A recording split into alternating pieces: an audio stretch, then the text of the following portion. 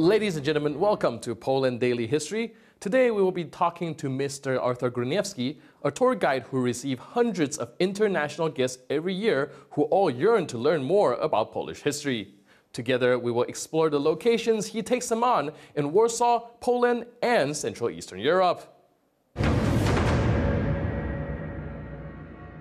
So Arthur, as I know, you are a tour guide specializing in Polish history, and I know that you're pretty well versed in it, but let me throw you a curveball today. If you were to take a tourist to Poland and the vicinity that has a historical connection with Poland, what will your destinations be, and can you tie that into the Polish history? As we know, Poland is situated in like a very center of Eastern Europe, and if you were to expand from there, where would you go? South. South. That would be the perfect destination to go, because after visiting Krakow and Auschwitz or Wieliczka salt mines, we can go through Zakopane, through Slovakian mountains, and they are very impressive. So to take a totally different idea of Europe and this part of the world, so to reach Austria and Hungary. In Hungary, we have this city of Visegrad, where the first idea of Visegrad Union was created by Władysław Łokietek, our 14th century king, and then developed by his son Casimir the Great, Kazimierz. So Poland, Czechia, Slovakia, and Hungary. These four countries created like one union, which is very important in nowadays European Union. So there is a castle in Visegrad used by Hungarian kings once upon a time. Sure. By the way, one of the kings married Polish lady, and then their son, Ludwik Andegaweński, became a king of Poland, Hungary, all the area of Czechia and Slovakia, up to Croatia, and also he was a king of Salerno. So he was a very important ruler. Then his daughter became the king of Poland, Jadwiga. And nowadays Jadwiga is the patron of Poland, and she's a saint person, and his grave is in Wawel Castle in Krakow. So everything started over there. Right. So then right a little bit to the west from Hungary, we have a beautiful country of Austria, and its amazing capital Vienna, with a very Polish element. So if you want to take a look, if you want to visit a nice viewing terrace in Vienna, you go to Kahlenberg Mountain. And after you drive up Kahlenberg Mountain, then you see a church, which is Polish property. Just as your embassy in another country is your property, then that church is a Polish property in Vienna, due to 1683 Battle of King Sobieski, when he protected Europe from Ottoman invasion. These were Austrians who were calling that king our king, and in nowadays Vatican Museum, one of the chambers is Sobieski chamber. So on that church there are epitaphs of John Paul II, Karol Wojtyła, Marshal Józef Piłsudski, Lech Wałęsa, everything described in Polish. Right. So that's a very Polish element. And Vienna has this amazing relation to Poland, but also capital of Hungary is related to Poland because of a sculpture of Joseph Bem. On that sculpture, next to Dunab River, there is only written Piski. That was the name of the city when one of the battles of 1848 revolutions took place. So when we check out the history of Austrian Empire, at some point we don't call it Austrian Empire, but Austro-Hungarian Empire. I see. And it's after 1848 revolution when people in Budapest got that spark after battle at the city of Piski, which was only 6,000–7,000 Hungarians were participating in that battle, and they were led by Joseph Bem.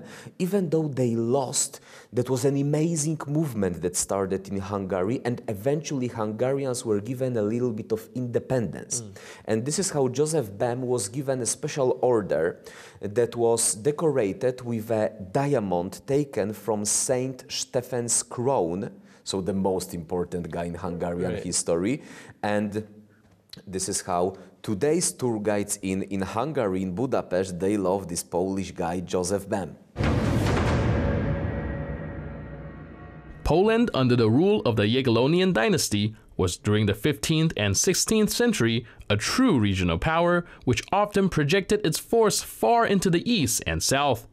As a result, many sites that bear significance for Poles lay as far east as Kiev or far down into the Balkans, such as Varna in Bulgaria. You mentioned that the Jagiellonian dynasty owns large swaths of land and have influences all over Eastern Europe. And I was wondering just exactly how far do they reach and what are the historical implications of it? So every single Bulgarian guy will tell you about Varna. 1444 is a moment when Polish army went over there south the Balkan area, so to fight Ottomans, and this is when Polish very young king died as one of the first during that battle, which became extremely symbolic in European history till nowadays. So this king, his name was Władysław. We call him Władysław Warneńczyk, so Władysław of Varna, so the one who died in Varna, because this is actually the only thing that he did, but it was extremely important. He was a son of the one who established Jagiellonian dynasty. So Władysław Jagiełło, he started Jagiellonian dynasty. He had two sons, and the first died in Varna as a king, and the second guy, he married a lady from Habsburg dynasty, and they had altogether 7 children. And their blood today is in the veins of every single European monarch. Oh. So today, this far, they got. So you're telling me that the Jagiellonian dynasty has such a great influence, and I was wondering if it had any current ramifications, like anything that influenced the current geopolitical situation because of such great influence that we have back in the day. Perfect question. Yes. The three seas idea comes back in nowadays geopolitical situation of European Union, so that there is Poland, there is Ukraine, there is Romania, Slovakia, there is Czechia, Hungary, and Croatia. As it would be 1.5 million square kilometer area nowadays, that once upon a time, majority of that area was under Jagiellonian Empire.